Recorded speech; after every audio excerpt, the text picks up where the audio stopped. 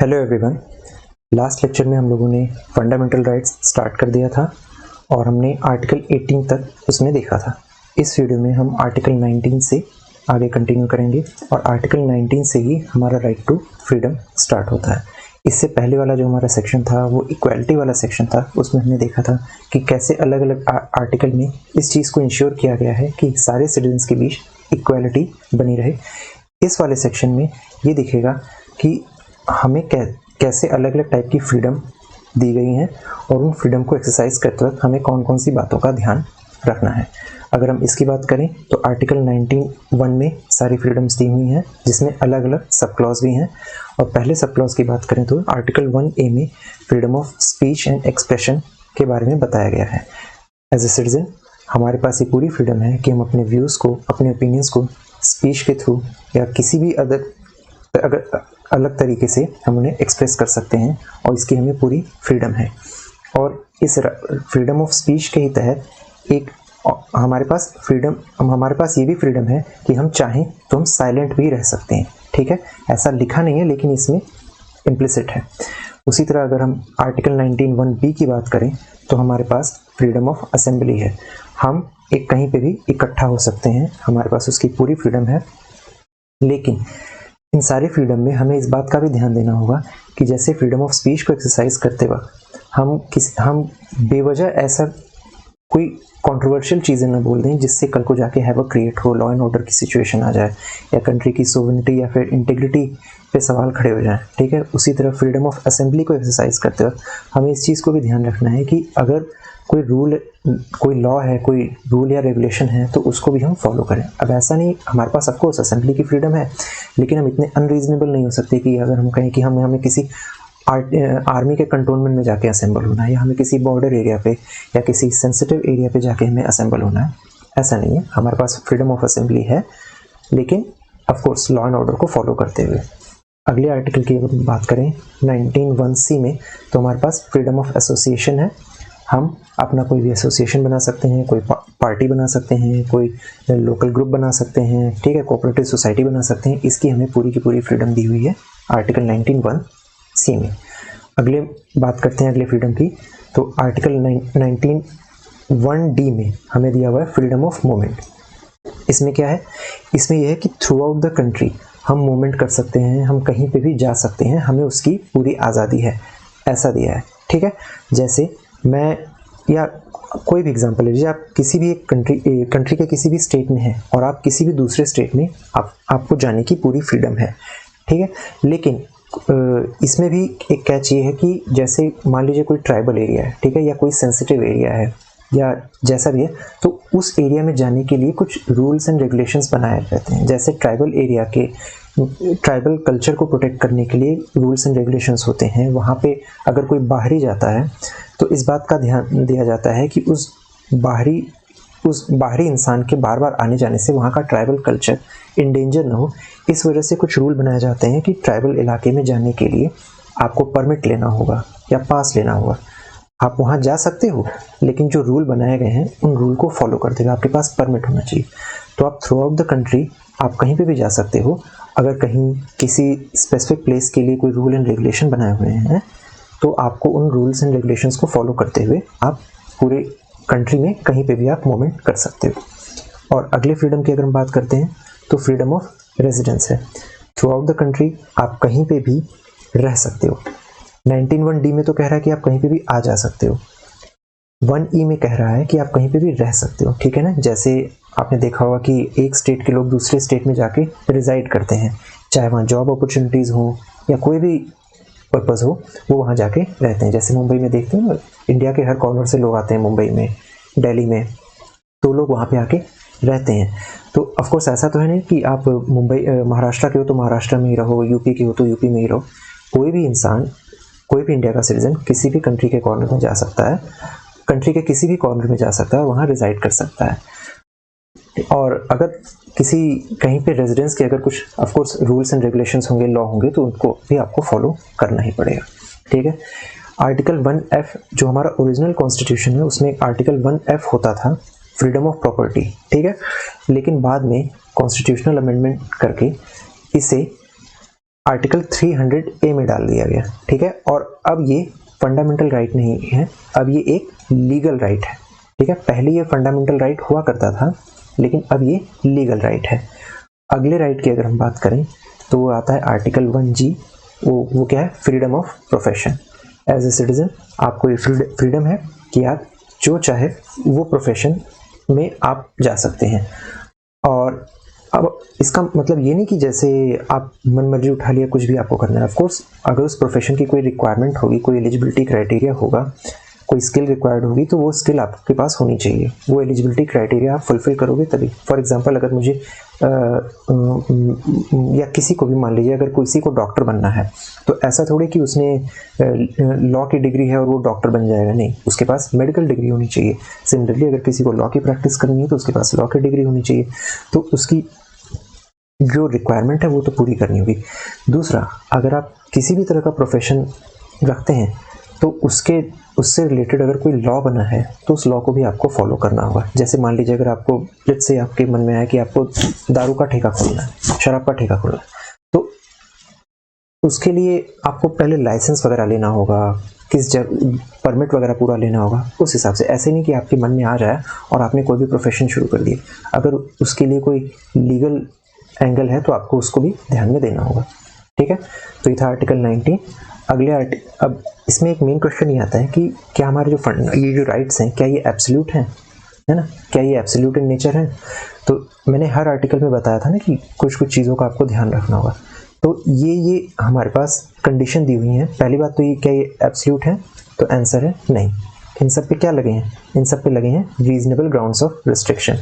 ये फ्रीडम्स हमारे पास हैं, लेकिन इन हर फ्रीडम के ऊपर रीजनेबल ग्राउंड्स ऑफ रिस्ट्रिक्शन है। वो कौन कौन से हैं, जैसे कि sovereignty, unity, security of India. मैंने बताया था ना कि मान लीजिए जैसे फ्रीडम ऑफ स्पीच हो गया, ठीक है। अब ऐसा नहीं कि आप इंडिया की सोवरेनिटी को ही खतरे में डाल दें, यूनिटी और सिक्योरिटी ऑफ इंडिया को ही खतरे में डाल दें और ये कहें कि नहीं, मैं तो बस अपनी फ्रीडम एक्सरसाइज कर रहा हूँ। नहीं, जिस पॉइंट पे जाके आप सोवरेनिटी, यूनिटी और सिक्योरिटी ऑफ इंडिया को खतरे में डालने लग जाएंगे, उसी पॉइंट पे आपकी फ्रीडम जो है वहाँ पे लिमिट लग जाता है। अगले रिस्ट्रिक्शन की बात करें तो कंटेम्प्ट ऑफ कोर्ट, ठीक है। अब ऐसा नहीं कि फ्रीडम ऑफ स्पीच के नाम पे आप जो है कोर्ट के ही बारे में अनाप शनाप बोलने लगें, कुछ भी ऐसा बोल दें जिससे डेकोरम खराब हो, ऐसा कुल मिला के कोर्ट के अगेंस्ट आप नहीं बोल सकते, ठीक है। तो वहाँ पे कंटेम्प्ट ऑफ कोर्ट आपके ऊपर लग सकता है, ठीक है। अगले अगर हम बात करें तो डिसेंसी एंड मोरालिटी, ठीक है। अपनी फ्रीडम को एक्सरसाइज करते हुए आप ऑफ कोर्स डिसेंसी मेंटेन किए, मोरालिटी को कॉम्प्रोमाइज़ ना हो, इस बात को पूरा इंश्योर किया जाए। इंसाइटमेंट ऑफ क्राइम्स, ठीक है। लेट्स से सोशल मीडिया पे आप ये सोच सकते हैं कि मैं तो फ्रीडम ऑफ स्पीच के चलते मैं कोई पोस्ट डाल रहा हूँ, लेकिन मान लीजिए आपने कोई ऐसा फेक पोस्ट डाल दिया, ठीक है, आपने वेरीफाई नहीं किया और उससे क्या हुआ, उससे फेक न्यूज़ फैल गई और लोगों का अंदर गुस्सा आ गया और उस गुस्से की वजह से लोगों ने क्राइम कर दिया, तो ये इंसाइटमेंट टू क्राइम हो गया ना। तो फ्रीडम को एक्सरसाइज करते हुए आप किसी भी क्राइम को इस तरह से नहीं उकसा सकते लोगों को, ठीक है। अपनी फ्रीडम को यूज़ करते हुए आप किसी को डिफेम भी नहीं कर सकते। उसी तरह अगर मान लीजिए इंडिया के जो रिलेशंस हैं किसी, है ना, कोई फ्रेंडली रिलेशन है इंडिया के किसी कंट्री से, तो आप उनको भी सैबोटाज नहीं कर सकते, ठीक है ना। हाँ, पर्सनल लेवल पे हो सकता है कि आपको वो कंट्री पसंद ना हो या उस कंट्री का लीडर आपको पसंद ना हो, उस कंट्री की गवर्नमेंट आपको पसंद ना हो, लेकिन जब बात आती है उस कंट्री के रिलेशन, कंट्री और आप इंडिया, उस कंट्री की और इंडिया के बीच के रिलेशन की, तो ऑफ कोर्स उस रिलेशन को आप सैबोटाज नहीं कर सकते सिर्फ और सिर्फ अपनी पर्सनल हेट्रेड के चलते, ठीक है। अगला है पब्लिक ऑर्डर एंड पीस, ठीक है। अपनी फ्रीडम को एक्सरसाइज करते हुए आप पब्लिक ऑर्डर को और पीस को कॉम्प्रोमाइज़ नहीं कर सकते, ठीक है। तो ये सब कुछ रीजनेबल ग्राउंड्स ऑफ रिस्ट्रिक्शन है जिनका हमें ध्यान देना पड़ता है अपनी फ्रीडम को एक्सरसाइज करते हुए। अब यहाँ पे एक क्वेश्चन आता है कि क्या राइट टू स्ट्राइक एक फंडामेंटल राइट है, तो आंसर है नहीं। Right to strike fundamental right नहीं है, ये एक लीगल राइट है, ठीक है, लीगल राइट है। और जैसे इसमें बहुत सारी कंडीशन होती हैं कि अगर आपको कहीं स्ट्राइक करना है तो ऑफ कोर्स वो स्ट्राइक का जो मैकेनिज्म है it should be used as a last resort, ठीक है। उससे पहले अगर सारे चैनल बंद हो चुके हों तभी आप स्ट्राइक करिए, वरना उससे पहले आपको काफ़ी मौका देना पड़ता है कि हाँ, आप अपनी बात रखिए, सामने वाला आपकी बात सुने, जब सारे रास्ते बंद हो गए तभी आपको स्ट्राइक करना अलाउड है, और उसमें भी आपको पहले नोटिस देना पड़ता है। तो बहुत सारी लीगल रिक्वायरमेंट्स होती हैं, और ये फंडामेंटल राइट नहीं है, ये एक लीगल राइट है। अगले आर्टिकल की अगर हम बात करें तो जैसे पिछले आर्टिकल में हमें दी हुई थी फ्रीडम, कि हमारे पास कौन कौन सी फ्रीडम है। अब अगर इन दो आर्टिकल की बात करेंगे, स्पेशली आर्टिकल 20 की बात करेंगे, तो इसमें हमें कुछ प्रोटेक्शन दी हुई है। किस केस में? जब भी किसी ऑफेंस को लेके कोई कन्विक्शन होता है, तो उस केस में एक सिटीजन के पास कौन कौन सी प्रोटेक्शन होती है, उसके पास कौन कौन से राइट्स होते हैं, आर्टिकल 20 उस बारे में बात करता है। ठीक है, इसमें मेन 3 चीज़ें हैं, एक एक करके देखते हैं। पहली चीज़ ये है कि रेट्रोस्पेक्टिव क्रिमिनल लेजिस्लेशन के बारे में कहता है। इसमें यह कहता है कि कोई भी लेजिस्लेशन, अगर वो क्रिमिनल लेजिस्लेशन है, ठीक है, तो उसको आप रेट्रोस्पेक्टिव में नहीं अप्लाई कर सकते। ठीक है, नो एक्सपेक्टो। एग्जाम्पल से बोलते हैं, मान लीजिए, लेट्स अज्यूम कि आज लेट्स से सिगरेट पीना एक क्राइम है। ठीक है, एज्यूम कर रहा हूँ, और उस क्राइम की सज़ा है 1 साल का इम्प्रिजनमेंट। ठीक है, अगर ये मिस्टर एक्स है, ठीक है, और इसे 1 साल की इम्प्रिजनमेंट हो गई। ठीक है, अब मान लीजिए 2 साल बाद इस क्रिमिनल लॉ में चेंज करके इस पनिशमेंट को बढ़ा के 2 साल कर दिया जाए। ठीक है, तो अब ऐसा नहीं कि जब इसे 2 साल कर दिया गया तो ये मिस्टर एक्स, जिसको ऑलरेडी 1 साल का इम्प्रिजनमेंट हो चुका था, इसकी भी ऑटोमेटिकली 2 हो जाएगी। नहीं, जिस वक्त इसने वो क्राइम किया उस टाइम क्या पनिशमेंट थी वही मिलेगा। ठीक है, और ऐसा मतलब कोई भी लॉ अगर हम बना रहे हैं क्रिमिनल लेजिस्लेशन में से रिलेटेड, तो उसको आप एक्सपेक्टो नहीं अप्लाई कर सकते। ठीक है ना, ऐसा सिर्फ और सिर्फ क्रिमिनल लेजिस्लेशन में होता है, बाकी नॉर्मल लेजिस्लेशन में नहीं होता। जैसे टैक्स लॉ वगैरह है तो उसे आप रेट्रोस्पेक्टिवली अप्लाई कर सकते हैं, क्रिमिनल लॉज में ऐसा नहीं होता। तो जिस टाइम पे किसी इंसान ने अगर कोई क्राइम किया है और उस टाइम पे उसकी जो पनिशमेंट लॉ में दी हुई है, सिर्फ वही पनिशमेंट उसको मिलेगी। बाद में उस लॉ को चेंज करके अगर उस पनिशमेंट को बढ़ा दिया गया तो जिस इंसान ने वो क्राइम किया है उसे वो बढ़ाई हुई पनिशमेंट नहीं मिलेगी, उस टाइम पे जो पनिशमेंट थी वही मिलेगी। ठीक है, अगला आता है डबल जेपर्डी, मतलब किसी भी कोर्ट ऑफ लॉ में, ठीक है ना, एक ही क्राइम के लिए एक इंसान को 2 बार सज़ा नहीं मिल सकती। ठीक है, इसका सिंपल से बस यही मीनिंग है, एक इंसान को एक ही क्राइम के लिए किसी कोर्ट ऑफ लॉ में 2 बार सज़ा नहीं मिल सकती, एक ही बार मिलेगी। ठीक है, अगला है नो सेल्फ इंक्रिमिनेशन। आर्टिकल 20 में ये प्रोटेक्शन है किसी भी सिटीजन के पास कि लेट्स से अगर कोई ऐसी सिचुएशन अराइज होती है जिसमें वो किसी ऑफेंस में आ जाता है, तो वो खुद के अगेंस्ट गवाही उससे नहीं दिलवाया जा सकता। ठीक है, उस सेल्फ इंक्रिमिनेशन अलाउड नहीं है। ठीक है, वो पुलिस डिपार्टमेंट का काम है, इन्वेस्टिगेशन टीम का काम है कि उसके अगेंस्ट सबूत वगैरह इकट्ठा करे, जो भी हो। आप उसके बयान को मतलब कुल मिला के फोर्स नहीं कर सकते कि अपने खिलाफ गवाही दे दो, ऐसा कुछ। ठीक है, तो ये हुआ आर्टिकल 20। अगले आर्टिकल की अगर हम बात करते हैं तो है आर्टिकल 21। आर्टिकल 21 में अगर हम देखें तो ये बात करता है protection of life and personal liberty. कुल मिला के लाइफ की मतलब एक डिग्निटी भरी लाइफ, ठीक है, एक लिबर्टी वाली लाइफ को इंश्योर करने की बातें इसमें आर्टिकल 21 में दी हुई है। और इसमें बहुत through out the time supreme court के जजमेंट के थ्रू इसके जितने भी ब्रॉड इंटरप्रिटेशन निकाले हैं उन सब में से कुछ हाइलाइट्स हैं कि इस आर्टिकल में और कौन कौन से राइट्स इंक्लूडेड हैं। ठीक है, इम्प्लिसिट है। तो अगर उन राइट्स की हम बात करें तो आर्टिकल 21 में क्या आता है, राइट टू प्राइवेसी भी आता है। ठीक है, इसमें आता है राइट टू डिसेंट एनवायरनमेंट। ठीक है ना, देखिए आपको एक डिग्निटी वाली लाइफ चाहिए, है ना, एक लिबर्टी वाली लाइफ चाहिए, आपकी लाइफ में डिग्निटी वगैरह है, तो ये सब चीज़ें इंश्योर्ड होनी चाहिए पहले से। ठीक है ना, वरना आपके पास प्राइवेसी नहीं है, कोई भी इंसान आपकी पर्सनल लाइफ में ताक झाँक कर सकता है, तो क्या डिग्निटी रह गई आपकी लाइफ में। ठीक है, आप अगर डिसेंट एनवायरनमेंट में नहीं रह रहे हो तो ऐसी लाइफ का क्या फ़ायदा। तो उसी तरह आपके पास एज एन इंडिविजुअल ये राइट्स हैं कि आपके पास राइट टू प्राइवेसी है, राइट टू डिसेंट एनवायरनमेंट है। ठीक है, ये स्टेट को इंश्योर करना है। ठीक है ना, आपके पास राइट टू हेल्थ हो। ठीक है, आप कोई हेल्थ कंडीशन आ जाए तो आपके पास होनी चाहिए ना, स्टेट ये चीज़ को इंश्योर करना चाहिए ना हॉस्पिटल के थ्रू एंड सारे फैसिलिटीज़ के थ्रू कि आपकी राइट टू हेल्थ मेंटेन रहे। आपके पास राइट टू इन्फॉर्मेशन है। ठीक है, गवर्नमेंट क्या कर रही है, गवर्नमेंट डिपार्टमेंट्स में क्या हो रहा है, अलग अलग जो भी गवर्नमेंट के कंट्रोल में डिपार्टमेंट्स हैं, जो भी उनकी एजेंसीज़ हैं, उनमें आप राइट टू इन्फॉर्मेशन को यूज़ कर सकते हो, क्योंकि आपको जितनी ज़्यादा इन्फॉर्मेशन होगी आप उतने ज़्यादा अवेयर रहोगे, जितने ज़्यादा अवेयर रहोगे उस हिसाब से आने वाले वोटिंग में, जनरल इलेक्शन में आप एक इन्फॉर्म डिसीजन ले पाओगे और इन्फॉर्म डिसीजन लेकर आप अपनी लाइफ में डिग्निटी और लिबर्टी को मेंटेन कर पाओगे। ठीक है, उसी तरह राइट टू ट्रैवल अब्रॉड, ठीक है, आप बाहर भी जा सकते हो। राइट टू स्पीडी ट्रायल, ये भी आपका एक फंडामेंटल राइट है अंडर आर्टिकल 21। जी हाँ, अगर कोर्ट में कोई हियरिंग चल रही है तो आपका राइट है कि एक स्पीडी ट्रायल हो। ठीक है, of course quality of justice, quality को बिना कॉम्प्रोमाइज करते हुए स्पीडी ट्रायल का आपको राइट है। उसी तरह राइट टू यूज इंटरनेट, ठीक है, ये भी आपका एक फंडामेंटल राइट है।